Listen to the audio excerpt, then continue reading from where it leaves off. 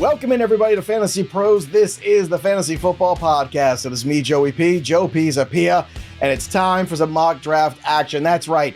It's a half PPR one today. Pat Fitzmaurice, D-Bro, and joining us from the fantasy life is the one, the only Chris Allen, one of our favorite people in the industry. I'm so happy Chris could join us for this one today.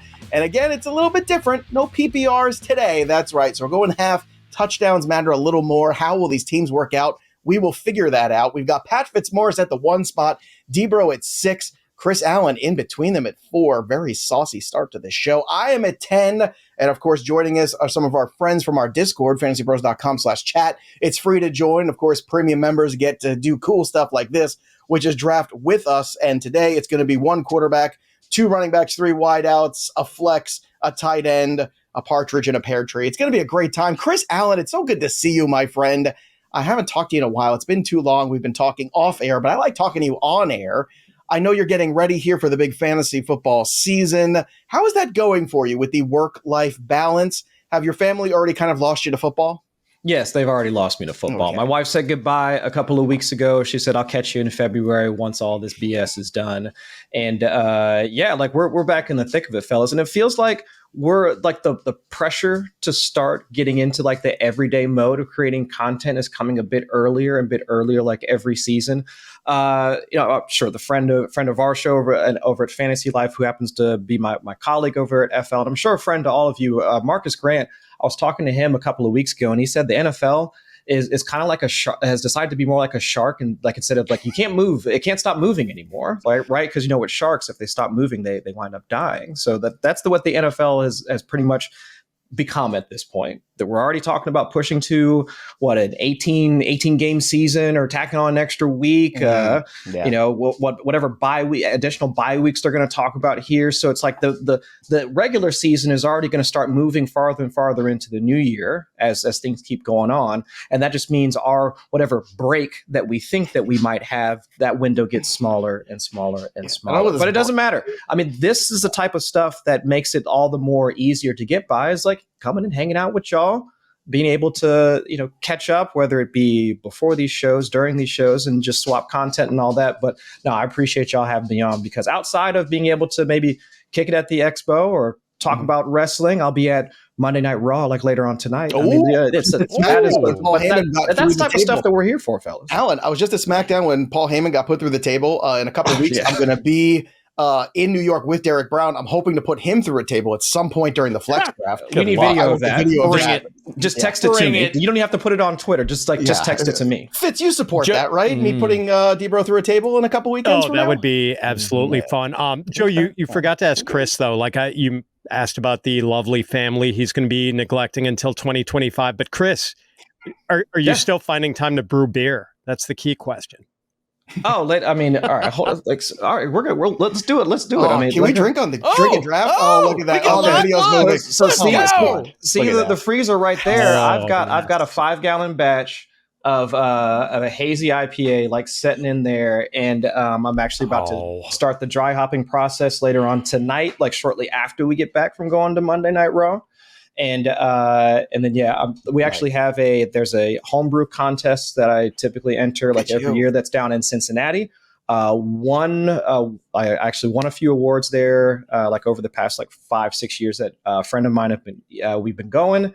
And but unfortunately this year it's the same weekend as the Fantasy Football Expo, and I had to put my people first. I had to put my fantasy people first. All right, but I'll at least be there in spirit. I'll send my beer down there. See how the judging and stuff works out. You had me until you said IPA, Alan. I do said IPA.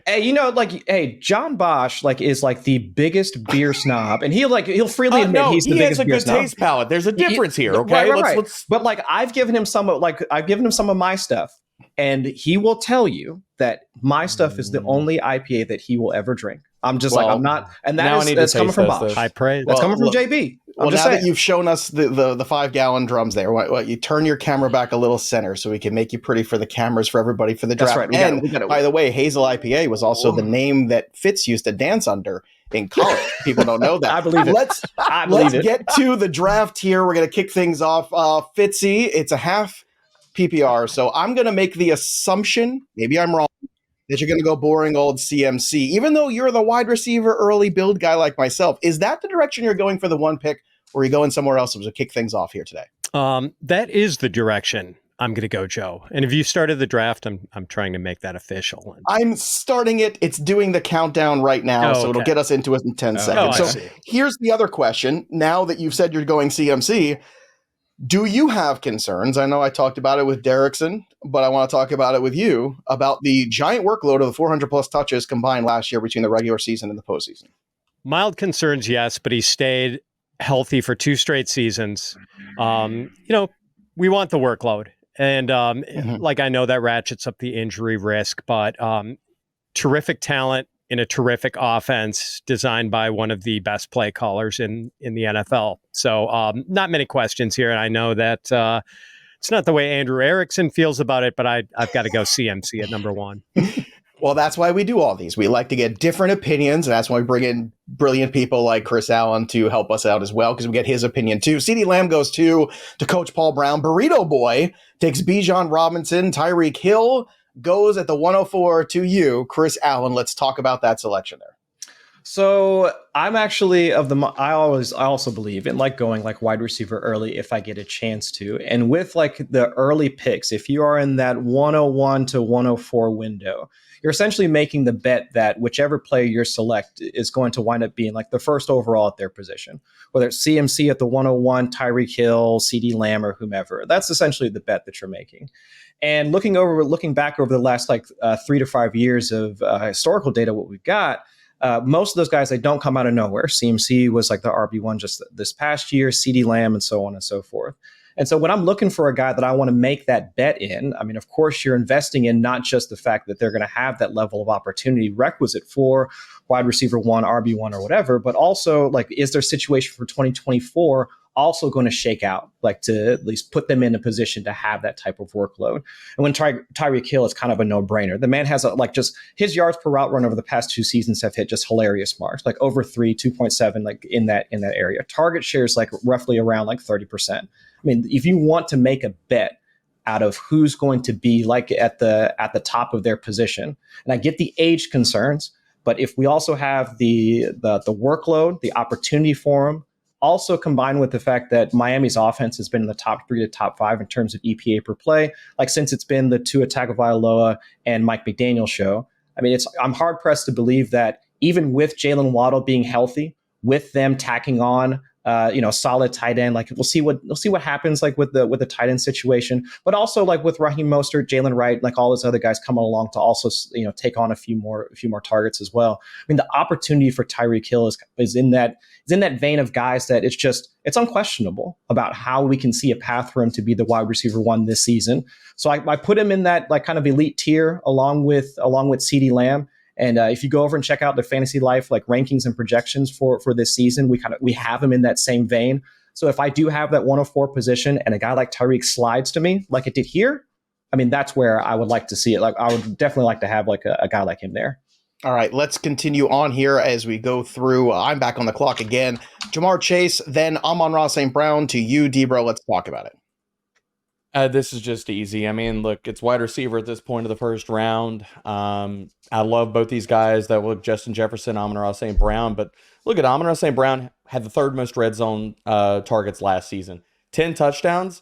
I think there's a range of outcomes where Amon-Ra St. Brown gets similar target volume, yards and stuff, but I don't know if we've seen the best out of him yet. He could spike 12 to 15 touchdowns in the Lions offense. So going with Amon-Ra here just felt like the easy button. Certainly did. As we look through the rest of the draft board here at 107, Justin Jefferson goes to trusted Venom, then Raptors, friend of the show on Discord, takes Breece Hall. A.J. Brown goes at 109. Then I took Jahmyr Gibbs at 110. That's the guy that I want. He still had 10 rushing touchdowns last year, and everyone keeps telling me how he can't do rushing touchdowns. Okay, fine. I think he's only going to get better considering last year, the first half of the season was a practical dud for him. So I decided to reach a little bit. I look at Puka Nacua and Garrett Wilson in the half PPR as kind of the same guy, and there's another guy that I value just with them, and he actually did make it back to me. More on that player in a second. Puka goes at 111, Garrett Wilson at 112, then you see Jonathan Taylor at 201, Saquon Barkley at 202. By the way, Brandon Murchison, friend of the show, joining us at 12 too. at the 12 spot today in our Discord. I love Brandon, another big wrestling guy as well. Another one of those Southern Bells, just like Derek Brown. Also, Marvin Harrison Jr. is my guy at 203. That's the one that I wanted. I figured that 2 running backs would go after I took Jahmyr Gibbs, and Gibbs is the guy that I wanted over Taylor and Barkley specifically for this reason. And then Harrison is that guy that all of the yards are going to be there, all the opportunities are going to be there. I think he is in for 100 catches, somewhere between 1,200-1,300 yards. Vegas is starting to agree with me too. You see those lines start to creep up every single time. Pence 03, after selecting A.J. Brown at 204, takes Devontae Adams, Kyron Williams at 205, then Trusted Venom Drake London at 206, right before you, Derek Brown. So instead, D-Bro, you pivot to another wide receiver. So no hero RB for you in the half PPR. No. It's Chris Olave at 207. So a nice pairing there of wideouts. Let's talk about it. Yeah, I feel like at this point in the draft, I feel good about the running backs that are still available in the 3rd and 4th round. So if I want to address the position there, but in a start 3 wide receiver league, like we're mocking for this, I do feel like building that foundation of the wide receiver room and getting 2 guys inside of those top 3 rounds is paramount here. Now, look, you can leave the wide receiver 3 spot, play matchups if you want to, but I want to build the foundation of my team. And looking at the board, I feel like I can still get good value in running backs in the 3rd, 4th round, maybe 5th. All right. After that, Devon Achane goes at 208. Chris Allen, you're on the clock. Who do you select at 209? So I'll go ahead and take somebody that I haven't been as high on over the summer, but I do like the fact that Nico Collins was able to at least run away with the wide receiver 1 target share in an offense piloted by CJ Stroud, which everybody's on the hype train for in 2024. So at least for right now, we need 3 wide receivers for our spots. Nico Collins is the wide receiver 1, like for the Texans offense that we're all hyped about. Like I'll select him and see what I can get in the 3rd round. Interesting to see also some teams already doubling up on running back because it's the half PPR. So Raptors did with Breece Hall and Kyron Williams. So did Burrito Boy with Bijan Robinson and Derrick Henry. That sounds like a Joey P team right off the bat. I love that start. So nothing but wide receivers for Burrito Boy rest of the time. Pat, you're up next after Brandon Ayuk goes at 211. You selected one of our favorite guys in terms of value at wide receiver, Jalen Waddle. And to begin the 3rd round, you selected Mike Evans, a guy who certainly was hooking up with Baker Mayfield for some touchdowns last year. So is that the same for you, Pat, where it comes down to, hey, half PPR, the touchdowns, that's really again, it's a hard thing to gauge year over year, but that's kind of the demarcation for us in this change in format today. I just love the fact that Waddle has been in the league 3 years and has hit the 1,000-yard mark every year. And 2 of those years he's done it while sharing targets with Tyreek Hill. Last year, he got there despite being banged up for a lot of the season, missing a couple of games, playing hurt through some others. Like I just think Waddle's a terrific player, and I was happy to get him there. And I'd rather have him than Brandon Ayuk, who I think has some target concerns. I'm even a little bit, no offense, Chris, a little bit worried about the target concerns that Nico Collins might have with the arrival of Stephon Diggs. So, for me, Waddle is like I'm almost a mid-second round value, and I got him at the end of the round. And then Old Faithful, Mike Evans. Like Baker Mayfield leaned on him really heavily last year. I know that offense might look a little different without Dave Canales calling the shots this year. Godwin moves back to the slot, so maybe there isn't as much of a disparity in the production between Evans and Godwin this year. But man, Evans is just so good, and he's aging so gracefully. Getting him early in the 3rd feels pretty good. After Mike Evans, Travis Etienne at 302, then Travis Kelce, back-to-back Travises there at 303. That goes back to you and Chris. You selected an RB here, so 2 wideouts, Hill, Collins, and then Pacheco at 304. Yeah, and I really wanted to get Travis Etienne. That was actually a really solid pick there at the 302. But Pacheco also fits into that same mold where we are looking for the RB1 for a high-powered offense, or at least for Jacksonville, not as much as the Chiefs. But I think for Pacheco this season, without seeing Jerick McKinnon coming back, we can start to see some of his target share start to creep up once they get into the red zone. Whether or not, if you think Travis Kelce is going to be that guy, they start trying to do that type of game management type of thing throughout the regular season, even without having Pacheco or having McKinnon there. Don't really see much involvement with CEH over the course of this season. Pacheco being a part of that RB1, like bell cow type of back for the Chiefs, I'll take that every time. All right. After you selected Pacheco, Sam Laporta goes. So in between 2 tight ends was Pacheco. Then, Debro, you did go a running back because running backs are starting to fly off this board. Let's talk about your selection. I'm all in on Joe Mixon this year.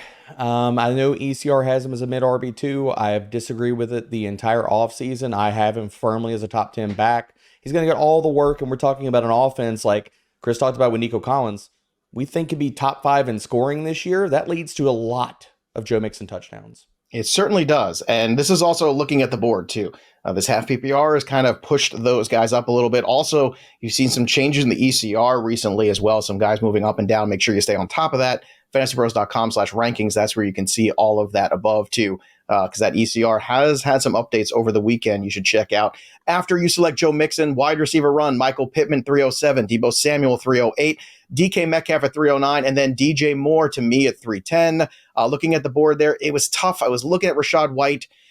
In this format, I do value him, and I do think he will be leaned on heavily. We'll see if it makes it back to me. I'm kind of rolling the dice here on this one with Moore and see Josh Jacobs go next at 311. That bodes well because that's not the guy that I wanted. Devonta Smith at the turn here. We'll see what Merch does at the 401 after he ends the third round. Debro, in this situation here too, Rachaad White or looking at a guy like Cooper Kupp, potentially who could be one of these guys we talked about as a wide receiver 3. You love him as a 2, maybe scary. Do you think it's time to pull the trigger on a player like that in terms of the upside? Yeah, I mean, I think like looking at your team composition, like if you are looking for Kupp as a wide receiver 3, depending on your team build, then I'm fine pressing the button there. As a wide receiver 2, I'm a little bit more wary, but I think if you can get him as a wide receiver 3, then you're talking about if he does hit, then there's upside to be had. And if he just performs as a mid to high end wide receiver 3, it's not really going to push the needle for your team and put you over the top, but it's not going to hurt you either. Well, interesting enough, Brandon Murchison must have been thinking the same thing because he took Cooper Kupp from under me, and then Josh Allen goes at 402. So now we're going to see some of these QBs go too. We'll see how disciplined this room of gentlemen, and I use that term loosely, is I rolled the dice. It worked. Rachaad White came back to me, so I'm going to go ahead and take him here. All-purpose back, 3 down back. They did not take anybody else to fight with him.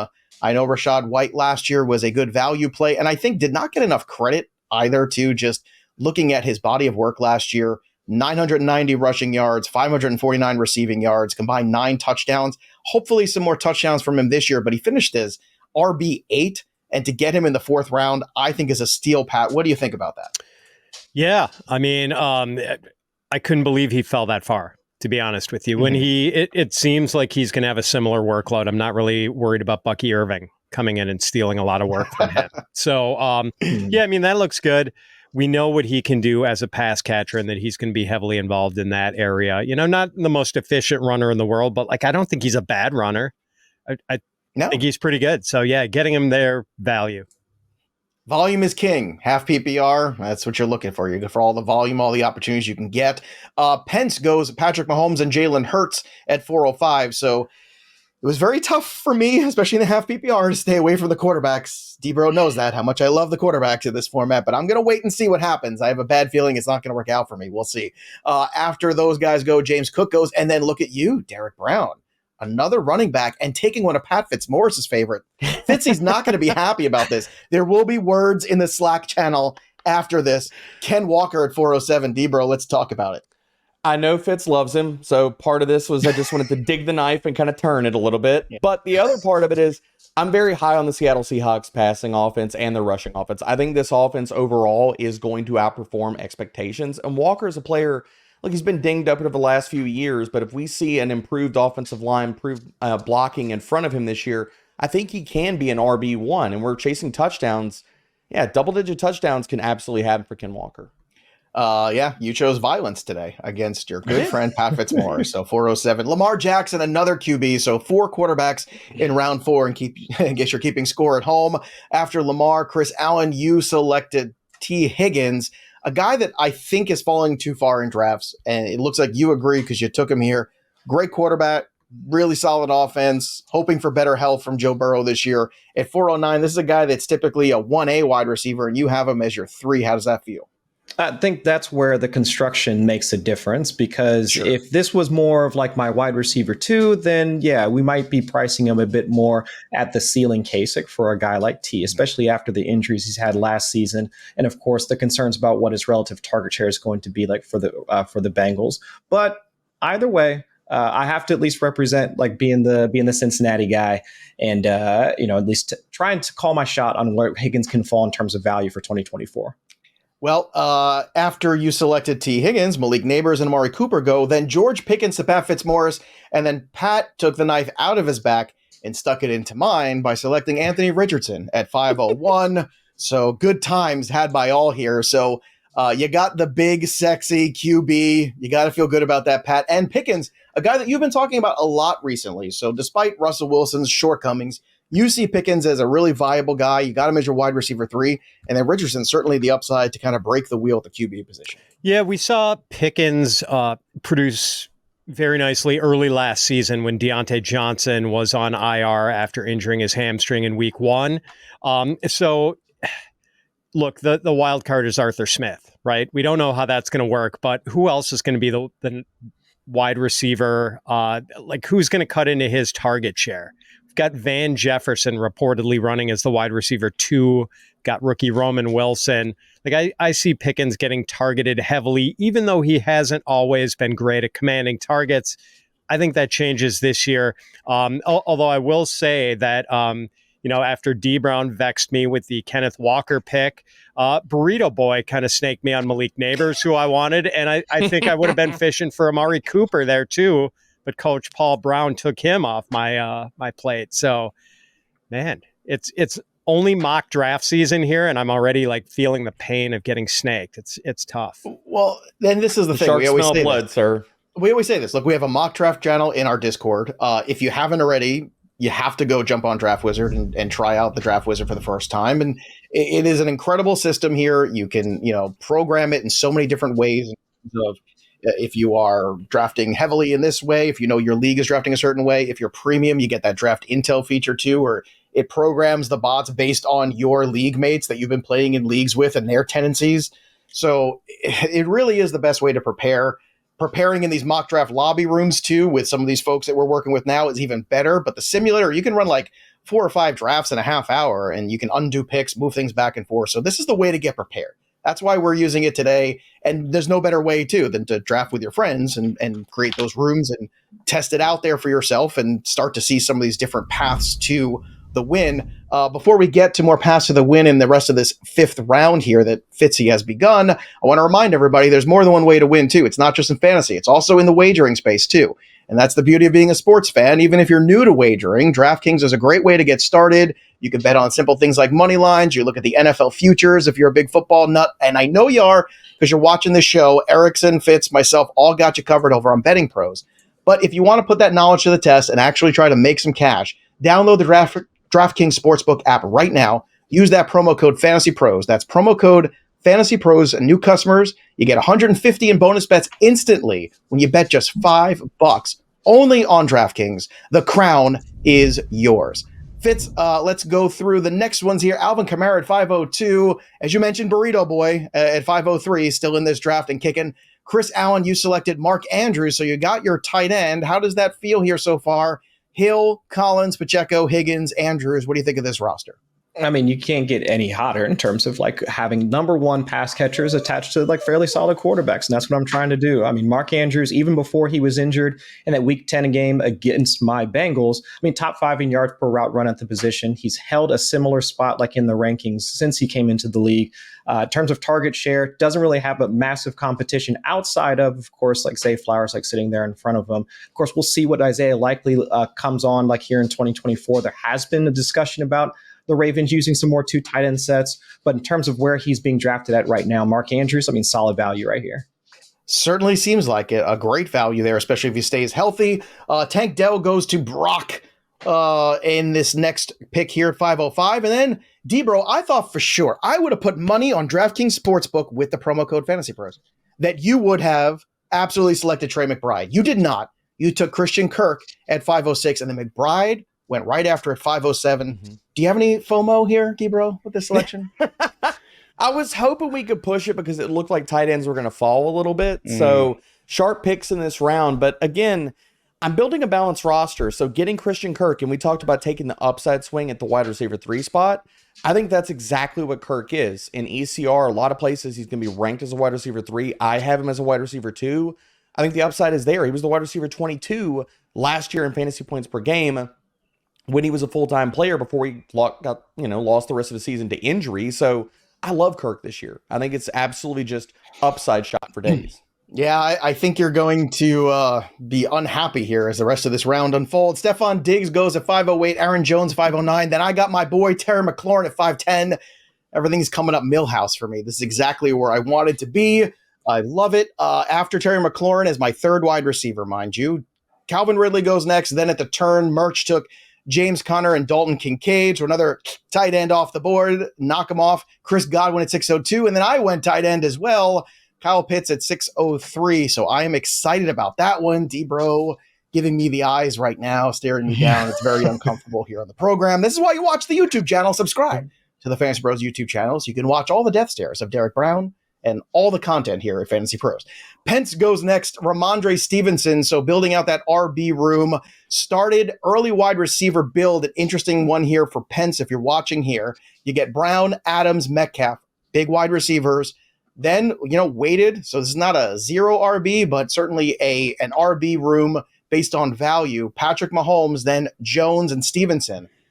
Pat, I want to ask you about this build because I think if you are somebody that's still in a half PPR, wants to go heavy wide receiver, Pence is showing us a really good way of doing it. Yeah, I have no issues whatsoever with that build. And I don't think because it's half point PPR that it's not viable. Yeah, I like it. Well, what I like about it, Pat, is that, look, Stevenson and Jones, maybe there's some questions here. I think we follow the money with Stevenson. I think it's going to be better. Nothing can be worse than last year.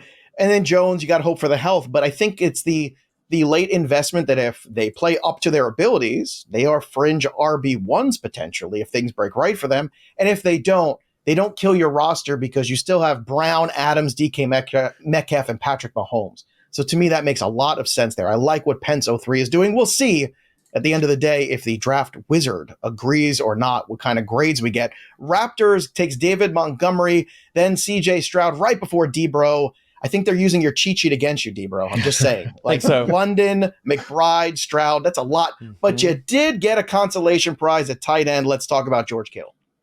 I mean, this is why you use Draft Wizard. I had the pick insights and it said 2 teams need a starting tight end before it came back to my next pick. So while I wanted to push it and I knew I was going to get a reach alert on this, I went with Kittle because he's that last guy at the end of the elite tier where I'm looking for elite upside. If anything happens to Brandon Ayuk or Debo, I think Kittle is the guy that's being underrated in the 49ers offense that could go to the moon where maybe it's not tight end 5, tight end 6 type of finish this year. If one of those guys moves on, maybe it's tight end 2, tight end 3.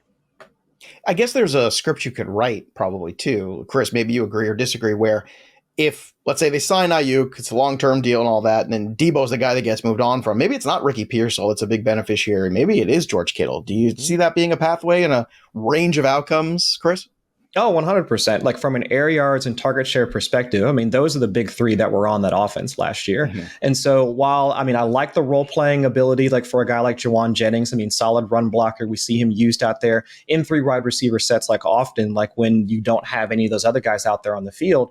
Yeah, I can see a scenario where it shifts to Kittle for 2024. He was like one of their more explosive players. Like he was creating running some of those crossing routes, creating yards after the catch, and already instantly establishing that rapport with Brock Purdy when he first came in. So if there was going to be a guy that I want to bet on outside of the wide receivers, Kittle should be that guy. And when it comes to best ball, Kittle's probably been one of the tight ends I've been exposed to the most.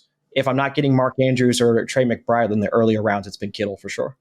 I want to go to DraftKings Sportsbook and place a bet on Derek Brown's next pick because I have a feeling of what it is. We'll see if I'm right or wrong. I will be completely transparent about it. So after Kittle, Keenan Allen, Joe Burrow to you, Chris. We'll talk about your picks in a sec. Kyler Murray goes next, little QB run here. Evan Ingram, and then Fitzy, you took DeAndre Swift to end the 6th round. Start the 7th with Deontay Johnson. So Swift not being the big touchdown guy. I know you got McCaffrey already. He's a player and a half. Any concerns about that? In terms of Swift over a guy like Najee Harris or Zamir White, who did go in this 7th round after? Yeah, I don't think Swift is going to be a prolific touchdown scorer. And, we see maybe 15% of the DeAndre Swift truthers fall by the wayside every year now that there have been 2 teams that have seen what he offers and basically giving him the thumbs down, like gosh, who's the emperor in Gladiator? I'm blanking. What was the Maximus is the main guy. Yeah, You mean Maximus is the Joaquin main guy. Phoenix? We're talking about that character? Yes. Oh, Yes. totally blanking on my emperor. Comes down. Anyway, That's okay.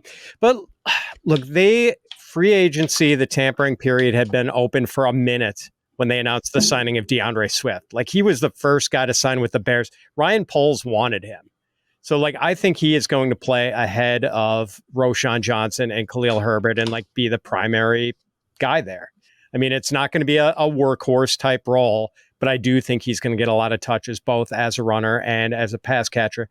And then I went with Deontay Johnson, who I think he is going to benefit from being the number one target in what should be an improved offense with Dave Canales, the quarterback whisperer who worked wonders with Baker Mayfield last year, coming into work with Bryce Young. And as much as Young struggled last year, like as of the week of Thanksgiving in 2023, Adam Thielen was the wide receiver 10 in PPR in that offense and was getting like 7.6 catches a game. I think that role could be Deontay's this year, and I think he's generally going too low in drafts.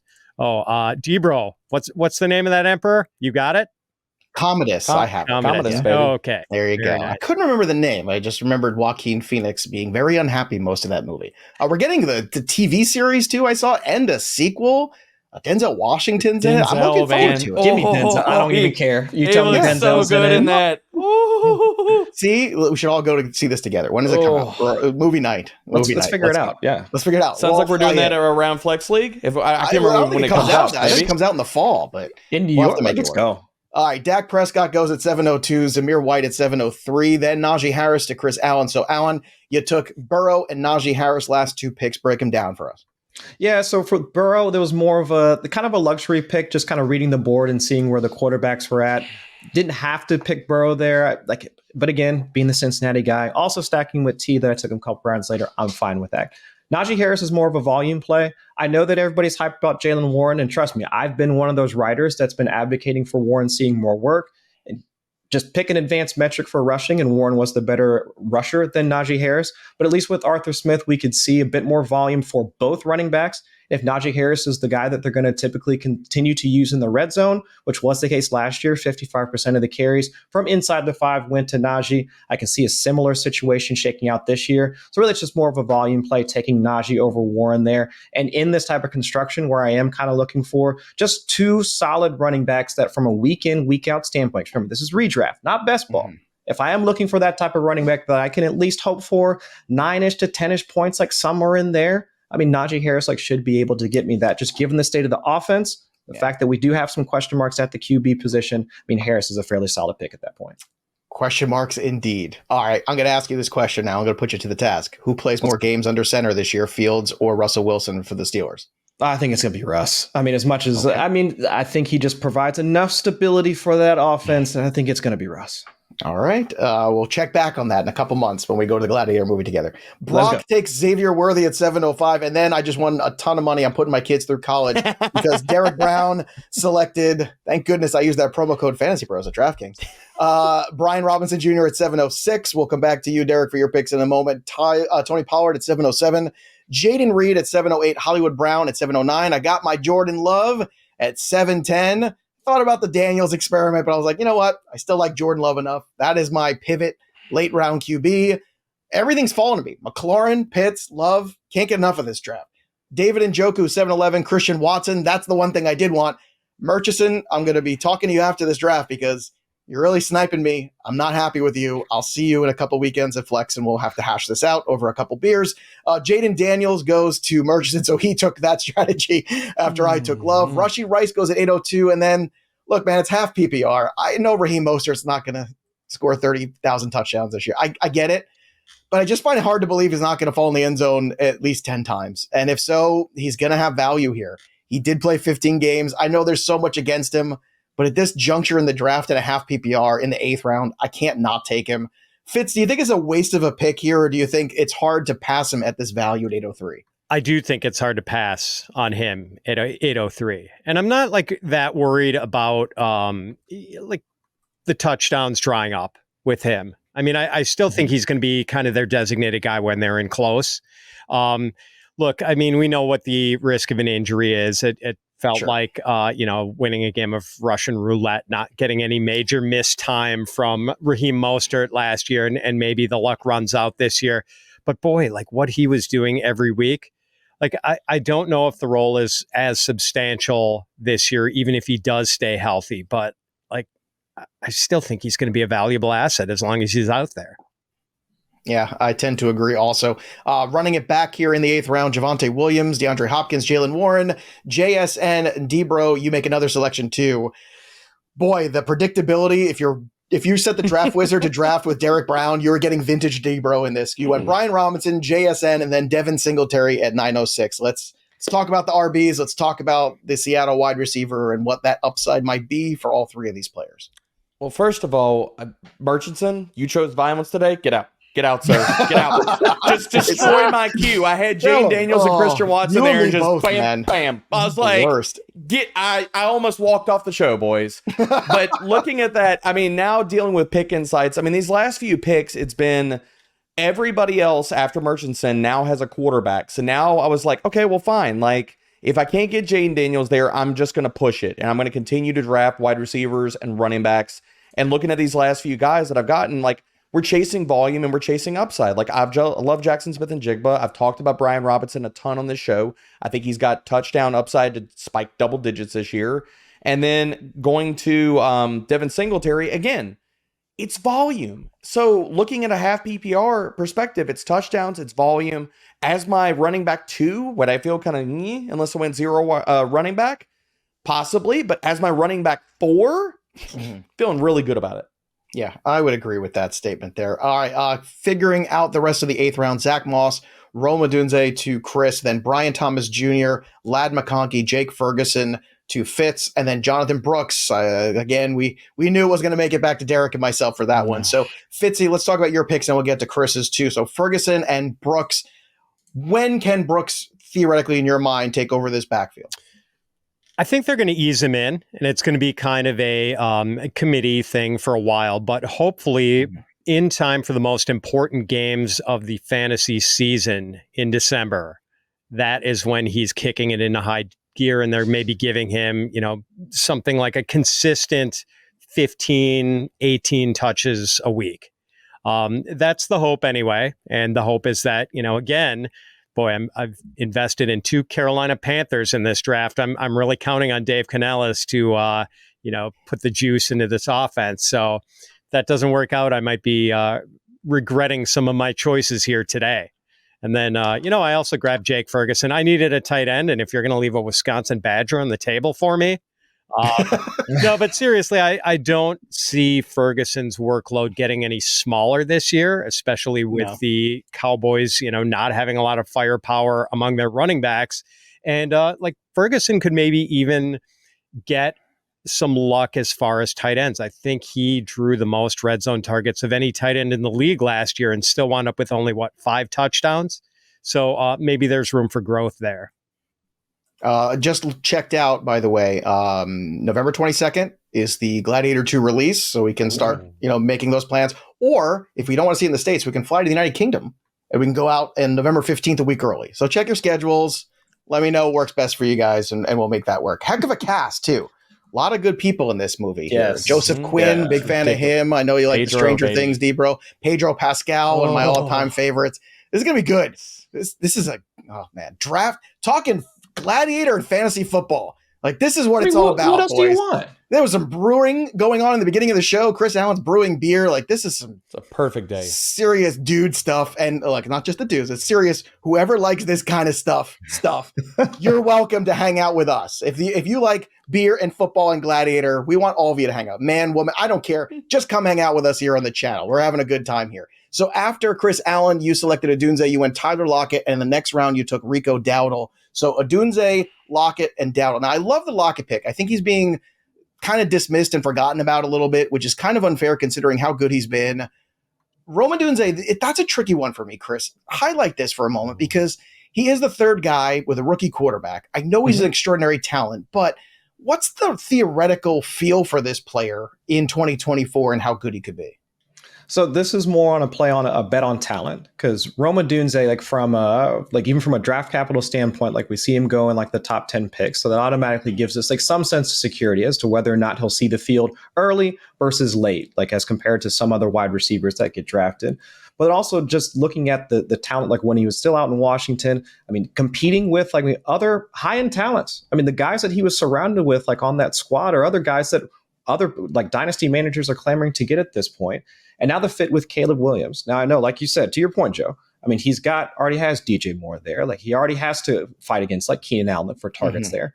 But looking at like the way that Shane Waldron's at least able to use like 3 wide receiver sets like out there on the field, we can at least see more routes like going for Roma Dunes like in his first season. Now, this is the same guy that butchered JSN and getting him out in the field, so I understand the consternation and concern, but at least hopefully this is a guy that is able to learn from his mistakes and also has a better quarterback, one that's able to at least move a bit more in the pocket and actually create a bit more downfield, at least give some bit more, like a little bit more upside for a guy like Roma Dunze. Whereas for Geno Smith, doesn't have that boogie anymore that he does, like they used to back in the day as a journeyman at this point in his career. So again, it's more about aiming for upside in this build, since I did start like more wide receivers early. And so I'm kind of making a play on not just the talent, but also the upside that I can get, because I don't really have to start him that early with this build. All right, I'm going to guess that Debro is going to take Jaleel McLaughlin with his next pick. Well, we'll see if I'm right about that. Pick predictor, by the way, is also something on Draft Wizard. I'm kind of say that 5 times fast. Pick predictor, pick predictor, pick predictor, pick predictor, pick predictor. There you go. That's why I'm a professional at FantasyPros. There you go. All that allocution work really paid off for me in the long term. But this is, again, the pick predictor is a real thing. I am acting as the pick predictor today of Derek Brown's draft, and so far, spot on, not bad. Let's continue on here. So after those selections here, let's run through the rest of them. So it was Jonathan Brooks in the top of the 9th round, Jordan Addison, Cortland Sutton, Tyler Lockett, then Keon Coleman. Debro took Devin Singletary. We talked about that already. Tajay Spears goes next here, then Nick Chubb, Chase Brown. I took Austin Eckler as my 4th RB. I got no problem with that in the 9th round. I understand there's limitations there, but he was a first-round talent just last year. Maybe the reduced workload is actually a good thing for him. Maybe he'll be more efficient. Certainly, I'm invested in the Washington offense here because I've got Terry McLaurin and him. We'll see how Jaden Daniels fares. Zach Charbonnet, then Gus Edwards. When it comes back around for the 10th round, Jerome Ford, Chuba Hubbard. I took Jacoby Myers. Again, I know it's more of a PPR guy, but Myers, grossly underappreciated, I think, in fantasy. Very consistent when on the field. Very strong PPR guy. If anything should happen to Devontae Adams, my goodness, a lot would open up for Myers. I think the Raiders are going to be a little bit more to handle than people realize. I love the coach too. Trey Benson at 10:04, then Jamison Williams, Brandon Cooks, Trevor Lawrence. Debro, you took Trevor Lawrence, and then in the next round, you took Jared Goff. 2 quarterbacks. What's happening here, and why did you cost me all that money with McLaughlin? I mean, look, McLaughlin was going to happen, and just, not to get too ahead of us, but apparently Trusted Venom's using my cheat sheet because just sniping me left and right. It's been brutal this entire draft. But looking at, I waited so long on quarterbacks. I took a guy in Trevor Lawrence that I feel like has the upside. I already have him ranked as a top 12 quarterback. He was a QB7 in expected fantasy points last year. So really investing in that offense, plus already having Christian Kirk. I'm making the bet there. But then going Jared Goff, we've seen time and time again, it's not going to be sexy, but he's going to produce probably top 12 fantasy quarterback numbers, tons of indoor games. Joey, I know he's an indoor cat. That cat's going to purr in 2024, baby. He absolutely is. Here's my only question for you, Dave. If you were going to get Goff there and you thought like there was a good chance, especially with Purdy still on the board after Lawrence goes and all that, why not wait and take another, let's say, I don't know, like a Kendre Miller or a Brock, well, you already had Kittle, but still didn't stop Pat from taking 2 tight ends. Why not just wait completely if you waited this long for quarterback and take another running back or wide receiver? What was the thought process there? Take me through that of the 2 quarterbacks in a row. My team is solid. It's absolutely just built solid from the ground up. I've got really strong volume bets on running backs 4 deep right now, and the same thing for wide receivers. If I was a little bit thinner at running back or wide receiver, then I would have taken the swing on one of those positions. But the other part about this is I still feel really good about maybe some of the guys at those positions that I can get in the next 2 to 3 rounds. Fair enough. Continuing on here, after you took Trevor Lawrence, Mike Williams, Rico Dowdle to Chris, Kendre Miller, Ty Chandler, Khalil Shakir, Brock Bowers. Pat, You took Shakir, you took Bowers, you already had Ferguson. Is this just a matter of, hey, look, talent is talent, and that's what the draft is for, right? To get the best talent on your team you possibly can? That's exactly it. I mean, I looked at what was available, and Bowers was one of the few guys who could potentially have a massive impact. And, I think people are overlooking this guy who, as an 18-year-old true freshman at Georgia, had over 800 receiving yards and I think 13 touchdowns and was the SEC Freshman of the Year. And then, routinely won the John Mackey Award in, each of the last 2 years. So, I think he is a pretty special guy, and they are, I don't know. I feel like the draft community is fading him a little bit because of the landing spot. But man, I think he might be team proof.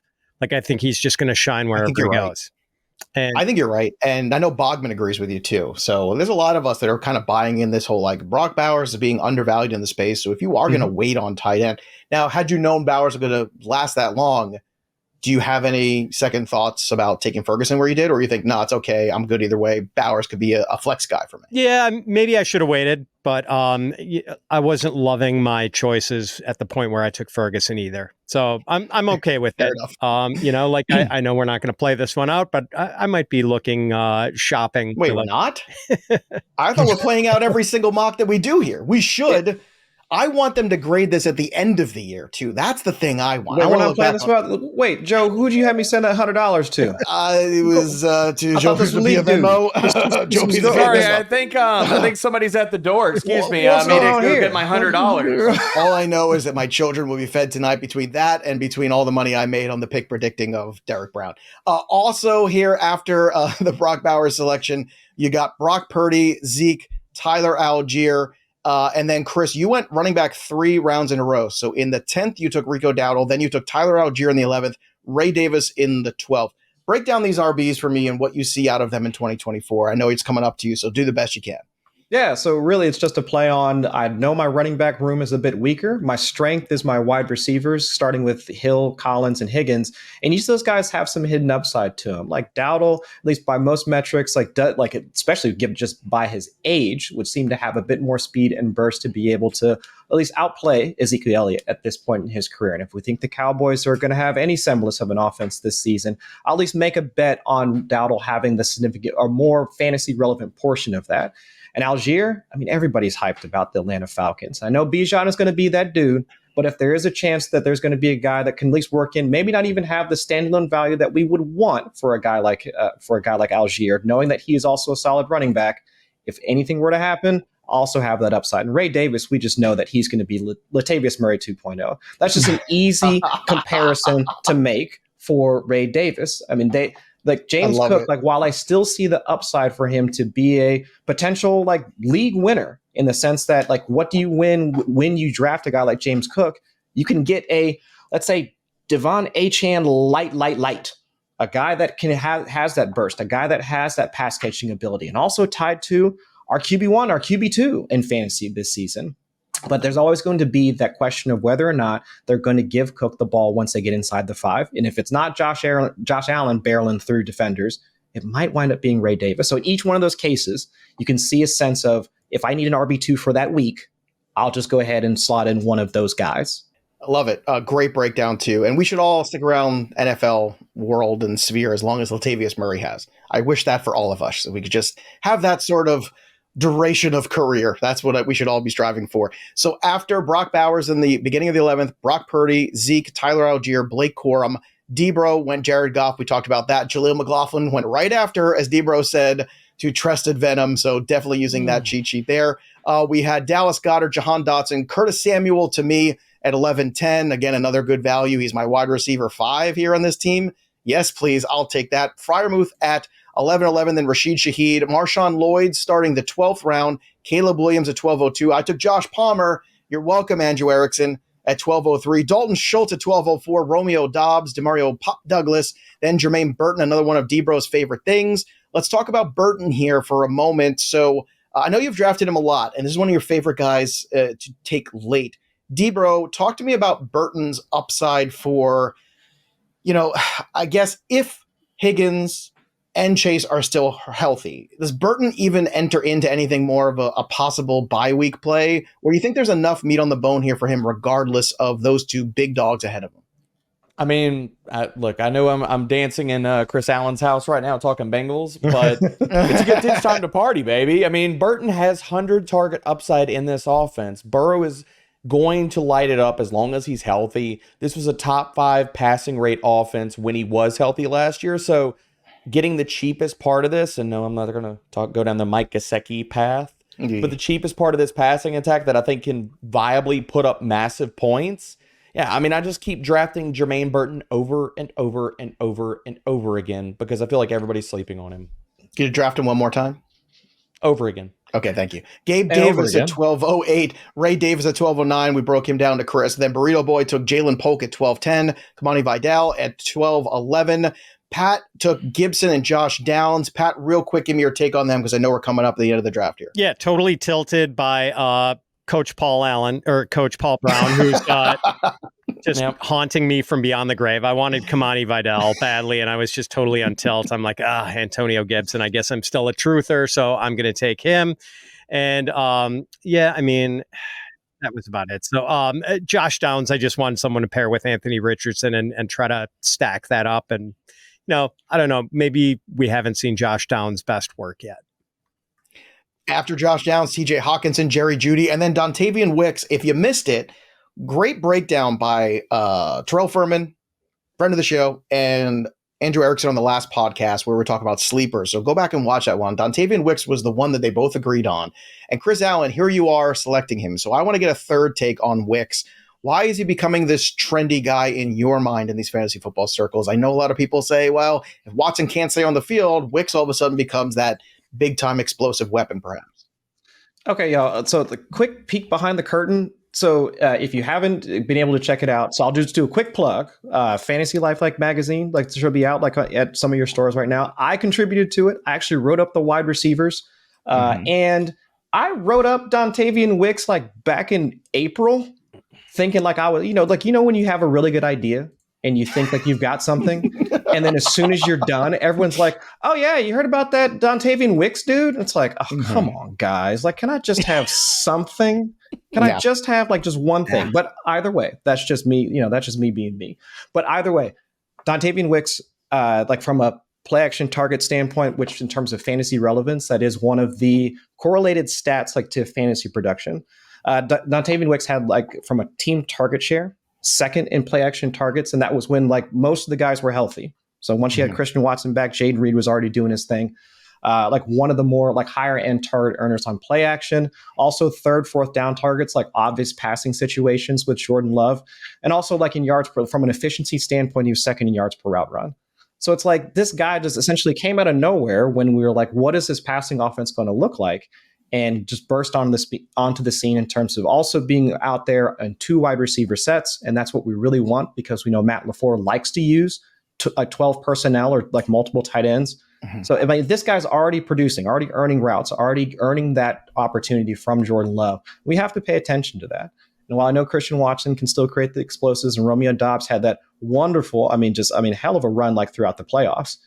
Wicks, for his cost right now, is one of those guys that we should be targeting because if this offense is going to continue on the pace it was last year, Wicks has to be a part of it. And he's been one of my guys I've been targeting as much as I can. And while you're out there buying guides, go pick up the Fantasy Football Black Book with Derek Brown, Andrew Erickson, myself, and of course, the one, the only Scott Bogman. 30 pages of Dynasty content just alone from Scott Bogman. Pretty stunning there. So lots of good information that's out there for your football brain. Go get it. You can't get enough of it.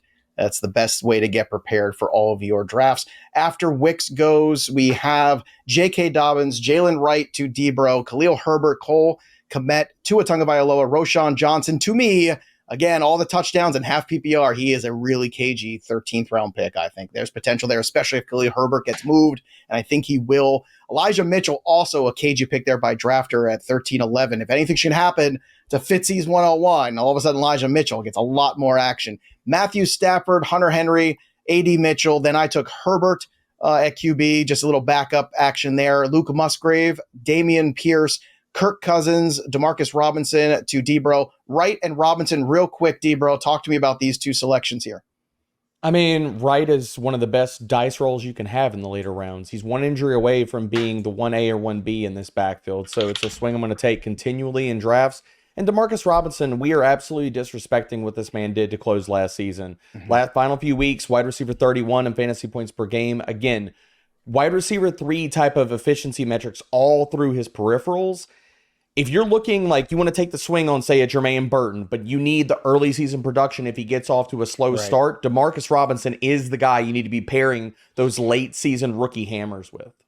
After Demarcus Robinson, Adam Thielen, who was certainly good last year. Nobody thought he would, but he was. Darnell Mooney at 1409 to Chris, another guy from that sleeper episode. Go back and watch it. Go click on that video and check that out. Wan'Dale Robinson at 1410. And then here, last pick. Who's Mr. Irrelevant for you, Pat Fitzmaurice?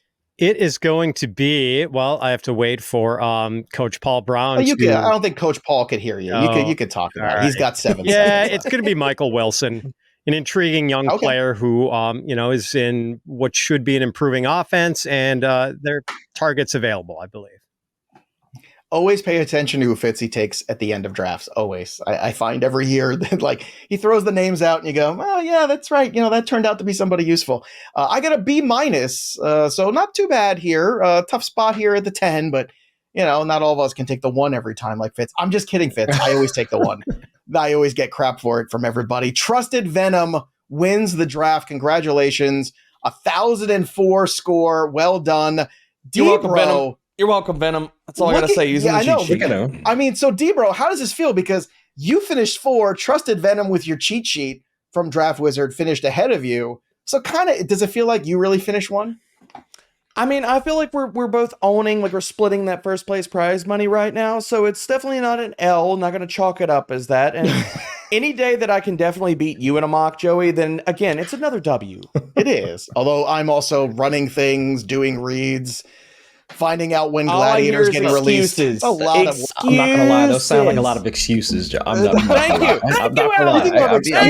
I'm just saying. I'm not saying. Allen, I'm just saying. Well, you walk into it now, Chris Allen. You could have stayed quiet, but you didn't. Now I'm going to ask you. I love you, Allen. What's your excuse for finishing 10th here, Chris Allen? Okay, you know what? I mean, it's just a number. Okay, it's just a number. Like really, we have the season hasn't even begun yet, and projections. I mean, those are really just projections, and so like stuff. There's some variance, and really, when you think about it, I mean, really, it's all about the friends we made along the way. So, I'm just saying. I mean, like I thought it was all about the love and camaraderie of us getting together. I mean, I didn't know we was keeping. I didn't know it was going to be like that. I mean, yeah, you did. First of all, of course you did. So I didn't know. When Dontavian Wicks carries him to a championship, he's going to sit here and cover those receipts, Joey. Oh, 100%. I am. I'm screenshot. Like I'm remember this. I'm going to internalize it. I'm going to internalize all of it. Chris Allen, besides you liking your draft and the expert opinions, anyone else like your draft? Like, for instance, Joe Pizzapia from FantasyPros gave me an A, 96. He's a pretty smart dude. Wow. Yeah. Who liked your draft? Any expert opinions there? Nobody liked my draft. Somebody liked your draft. Somebody had to have liked my draft. But like, if you click on the expert opinions tab, you'll see all the people here, all the ECR folks who graded you poorly or well. Maybe D-Bro gave you a D or Pat gave you an F. I don't know. Let's find out. So let's see, Derek. All right, so I got a B from Derek. Oh, that's good. See, good. So that's what I expect. Well, I expect that from D. I expect that from D. Well, let's break down your team here. Let's go through. You got Joe Burrow, quarterback. Love that. Again, this is half PPR, so let's keep that in mind. Isaiah Pacheco, Najee Harris. Look, those are guys that are going to get fed. We know that. Yeah. Tyreek Hill, Nico Collins, T. Higgins. Love the wide receiver core. You got a big-time tight end, top 5 guy, Mark Andrews. Roma Dunze, Tyler Lockett, Rico Dowdle, Dontavian Wicks, Tyler Algier, Ray Davis, and Darnell Mooney. So, again, we draft every team as if we're playing this out and going to war. How do you feel about how this roster looks? I think in the early season, I think I'd be solid. First, like 4 to 6 weeks, I think we're looking okay. I mean, from a starter's perspective, we've got like firepower at the wide receiver position and volume at the running back position. At least my RB1 in Pacheco attached to a good offense. We are in the workload, yada, yada, yada. But I need a lot to break right because we talked about the Roma Dunze situation. Like, can he really be that guy that we expect him to be coming out of college, being the wide receiver 3, potentially or most likely on an offense that's led by a rookie quarterback in Caleb Williams? I mean, that's one bet. Tyler Lockett, taking another bet here on the potential age cliff for Tyler Lockett. Dwayne McFarland over at Fantasy Life actually did a study. The article is actually out on Fantasy Life's website right now, looking at declining wide receivers. Tyler Lockett kind of fits into that. Like his yards per route run is starting to slip a little bit. I mean, his yards after the catch has been nothing. I don't know how many highlight reels you'll see of Tyler Lockett just catching the ball and immediately falling down like afterwards. That's been his game. So, I mean, we're making another bet. And of course, we talked about the Rico Dowdle, Tyler Algier, Ray Davis also making similar bets on Dowdle outplaying Ezekiel Elliott, Tyler Algier, like what the contingent value of him with Bijan, Ray Davis with Josh Allen, and how they're going to use James Cook. I mean, multiple bets that I'm making. So it's really like structurally, again, the thesis is that I've got Pacheco and Harris every week outside of their bye weeks. Those are going to be my guys. And then if any of those other guys hit, if Dowdle winds up doing what he's supposed to, Algier or Ray Day or whatever, then I now have access to like the RB2 that I really want to pair with any of the RB1s that I currently have on my squad. So it is make it so I can understand like why I'm falling behind. But from a structural standpoint, that's the bet that I kind of want to make, where it's like, I kind of want those guys that might just come up later in the year. If Ray Davis turns into Latavius Murray 2.0, if Tyler Algier winds up having more contingent value, or again, knock on wood, something happens to Bijan, I have access to that efficiency and that offense. So that's the kind of play that I'm making, like in building a squad this way. Fitzy, I love your roster. I just want to say you finished right next to me, right behind me, but I would have put your roster over mine. Anthony Richardson, Christian McCaffrey, just alone, terrifying. Like I never want to play this team. DeAndre Swift, then Jalen Waddle, Mike Evans, Deontay Johnson, Brock Bowers, George Pickens. I think it's tremendous. And then you got Jonathan Brooks on the bench with Ferguson, Shakir, Gibson, Downs, Michael Wilson. Fitz, how do you feel about how this draft went, especially at the end? Do you think maybe it was the end game where maybe you didn't get the guys like you said? You got sniped a few times. Is that maybe why you fell in the rank a little bit? Yeah, I don't like my running back depth that much. You know, I need something to work out from DeAndre Swift and Jonathan Brooks. And I know we're probably not going to get a full dose of Jonathan Brooks until about mid-season. So I'm kind of living on the edge there and would probably be surfing the waiver wire for running backs every week with this team.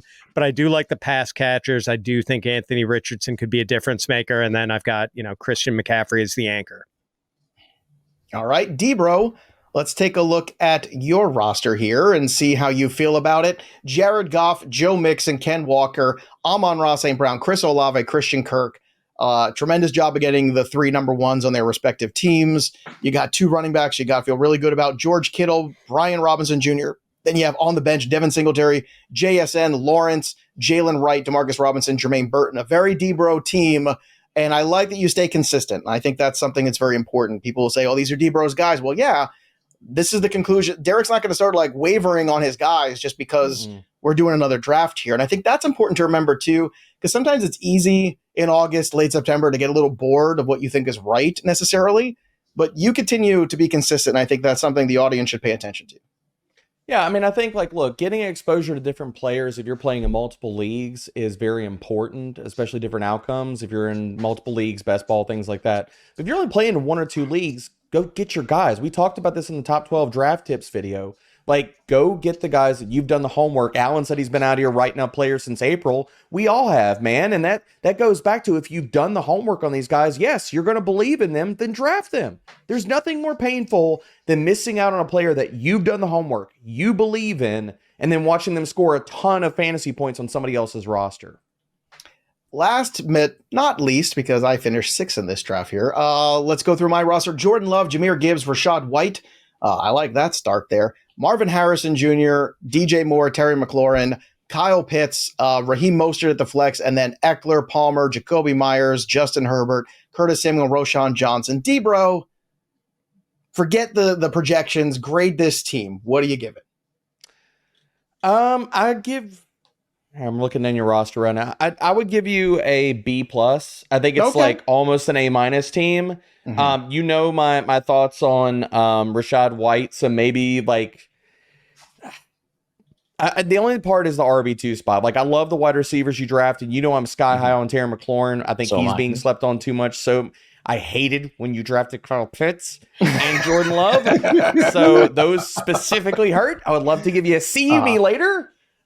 For those, but overall strong team, Joey. All right. So you go out there and draft your teams, and also let us know what you think.